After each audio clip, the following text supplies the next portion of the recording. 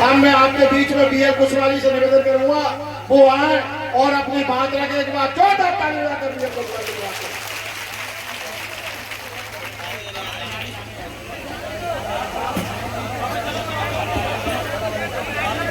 आप सभी का बहुत बहुत धन्यवाद।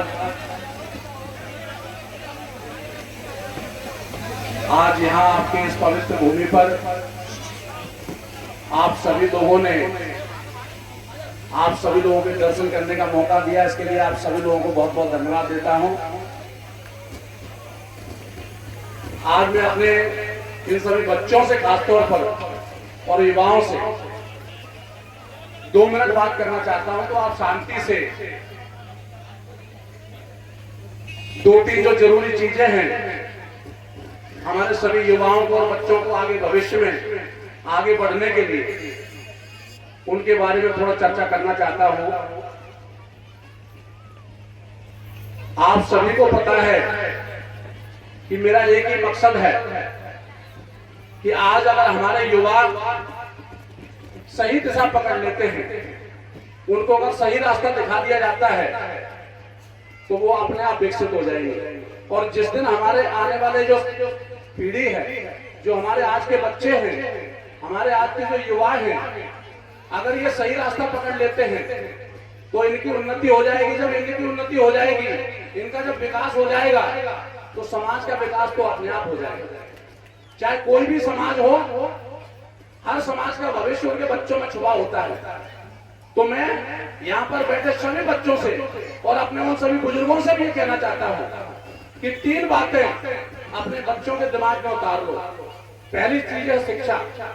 अगर जीवन में वास्तव में आप अपने बच्चों का भविष्य उज्जवल करना चाहते हैं, उनको वास्तव में बड़ा आदमी बनाना चाहते हैं, तो सबसे पहले हमें जोर देना पड़ेगा शिक्षा के ऊपर।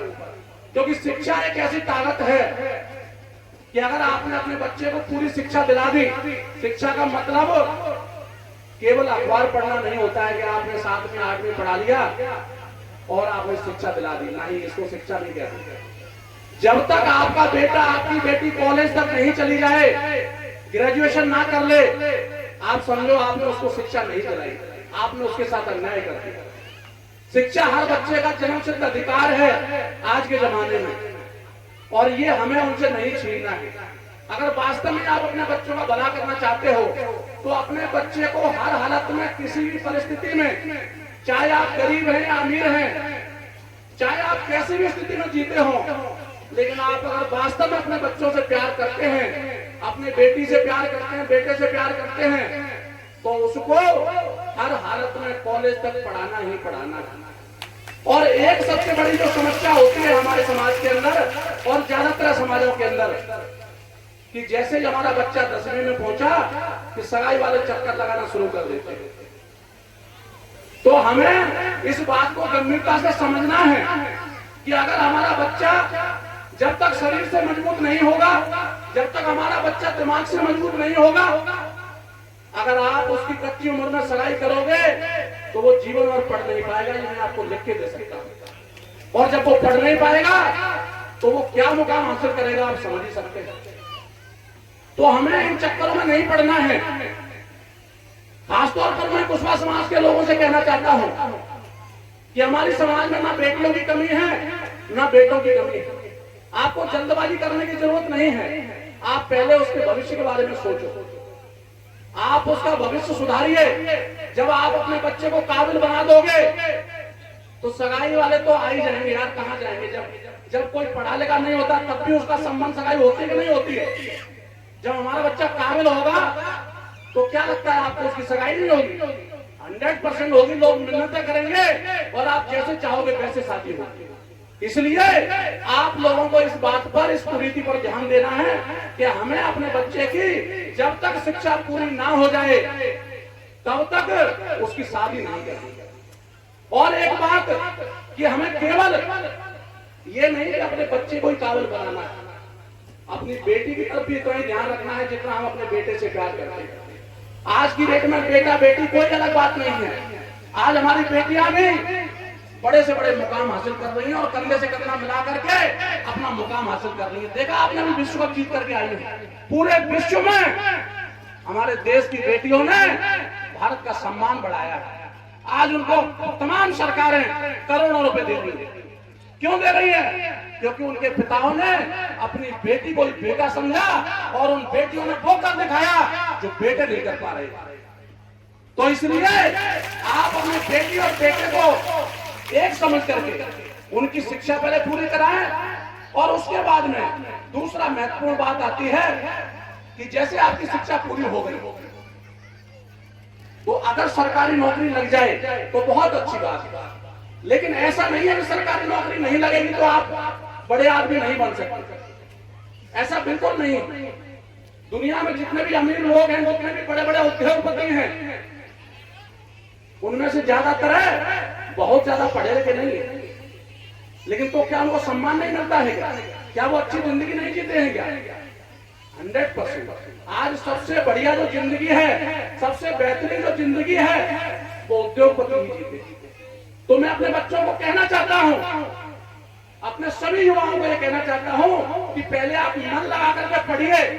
अगर आपको सरकारी नौकरी मिल जाए तो बहुत अच्छी बात है, अगर ना मिले तो गम करने की जरूरत नहीं है। अपना व्यापार शुरू कीजिए।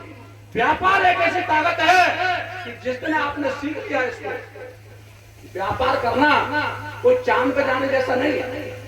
हम तुम जैसे ही लोग हैं जो व्यापारी बनते हैं। बस हमें ठानने की जरूरत होती है कि हमें व्यापारी बनना है। और ये चीज हमारे बुजुर्गों को भी समझनी पड़ेगी और हमारे युवाओं को भी समझनी पड़ेगी। अगर आप व्यापारी बन जाते हैं तो आप निश्चित मानिए जिस दिन आप व्यापारी बन जाओगे आपके पास एक रेगुलर इनकम आना शुरू हो जाएगी। और जब आपके पास पैसे आना शुरू हो जाएंगे तो आप भी अपने बेटे से प्यार करते हैं, मुझे पता है। हर इंसान अपने बच्चे से प्यार करता है, अपनी बेटी से प्यार करता है, लेकिन उसके पास में पैसे न होने की वजह से वो अपने बच्चे को कोई किसी बड़ी शिक्षा सरकारी स्कूल में भेज करके दिलाता है। तो उनके नंबर कितने आएंगे? क्योंकि वहां पे जो टीचर हैं उनको तो इस बात की फिक्र ही नहीं है कि बच्चा पढ़े या ना पढ़े। बड़े बड़े लोग जिनके पास पैसे हैं वो अपने बच्चों को कहां भेजते हैं? वो अपने बच्चों को अच्छे से अच्छे प्राइवेट स्कूल में भेजते हैं, जहां पर अच्छे से अच्छे टीचर होते हैं। जब अच्छी उनको शिक्षा दी जाती है तो उन बच्चों के नंबर कैसे आते हैं? किसी के 95% आ रहे हैं, किसी के 96% आ रहे हैं, किसी के 99% आ रहे हैं। तो बड़े बड़े अधिकारी कौन बनाएंगे? वो 99% वाले बनाएंगे कि 45% वाले बनाएंगे? वो 99% वाले ही बनेंगे।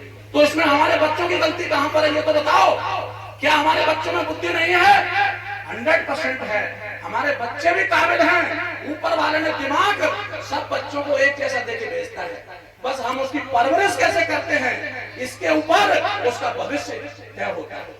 अगर हम भी अपने बच्चे को पैसे खर्च करके अच्छे स्कूल में पढ़ाएंगे तो आपके बच्चे भी 95%, 96%, 99% लेके आएंगे। और एक दिन आपका बेटा भी कोई IAS बनेगा, कोई IPS बनेगा, कोई उद्योगपति बनेगा, कोई नेता बनेगा। लेकिन तभी बनेगा जब आप पैसा कमाना शुरू करेंगे। आज हमारे युवा पढ़ाई करने के बाद में घर पे बैठे हुए हैं। दोस्तों, घर पे बैठने करके इतिहास नहीं बनती। अगर आपको अपनी खोया हुआ सम्मान वापस लेना है तो कुछ करना पड़ेगा। घर में बैठ करके कोई आपको सम्मान नहीं देगा। सम्मान आपके पास चल करके आएगा जिस दिन मेरी समाज का हर युवा ये ठान लेगा कि मुझे तो हर हालत में बिजनेसमैन बनना है, पैसे वाला बनना है। और जिस दिन आप बन जाओगे, आस पड़ोस के तो छोड़ो, दूसरे जहाँ के लोग भी आपके यहाँ लोग मेहनत करने आएंगे। साहब, मेरे बेटे को भी तो लोगों को नौकरी दो। तो क्या वो सम्मान आपको पसंद नहीं आएगा? क्या सबको पसंद आएगा? तो इसलिए मैं निवेदन करना चाहता हूं कि जिन बच्चों को जिन्होंने अपनी पढ़ाई पूरी कर ली है वो अपना काम शुरू कीजिए, छोटे से शुरू कीजिए। चाहे आप जाकर के शहर में कहीं पर भी एक चाय की दुकान खोल लो, समोसे की दुकान खोल लो, कुछ भी खोल लो। कोई भी बिजनेसमैन एकदम से अरबपति कर, तो मैंने भी तो शुरुआत 0 से की है ना करेंगे। लेकिन मैंने जब शुरुआत की तो मुझे रास्ता नजर आया। जब एक रास्ते पर पहुंचा तो फिर मुझे और आगे का रास्ता नजर आया। जब मैं उस रास्ते को पार करके गया तो और आगे रास्ता नजर आता गया। मैं आगे रास्ते नजर आते गए, मैं उनको चलता गया और आज आपके सामने आपके समाज के लिए अपना दिल जान लगाने के लिए तैयार बैठा है। तीसरी चीज, एकता की व्यवस्था को समझना है। वैसे तो धौलपुर में इस बात को अच्छे से समझते हैं खासतौर पर कुशवाहा समाज के लोग, क्योंकि एकता का जब नाम आता है तो यहां से लेकर बिहार तक एक ही बात बोली जाती है कि अगर एकता देखनी हो तो धौलपुर में कुशवाहा समाज की जाकर के देखो कि जो लोग इनको तोड़ने के लिए कितने प्रयास कर लिए, लेकिन धौलपुर में कुशवाहा समाज 4 विधानसभाओं में उनकी एकता ऐसी है कि इनके किसी भी बहकावे में, किसी भी षड्यंत्र में नहीं फंसते। और एकता होने की वजह से आज आपका सम्मान पिछले 4 बार से जिंदा है, और जब तक आपकी एकता बनी रहेगी आपका ये सम्मान पीएल कुशवाहा कभी नीचे नहीं आने देगा। बस इतना कहते हुए आप सभी लोगों को बहुत बहुत धन्यवाद देता हूं। आप सभी लोगों ने इतना प्यार, इतना सम्मान दिया, इसके लिए बहुत बहुत धन्यवाद। राम राम।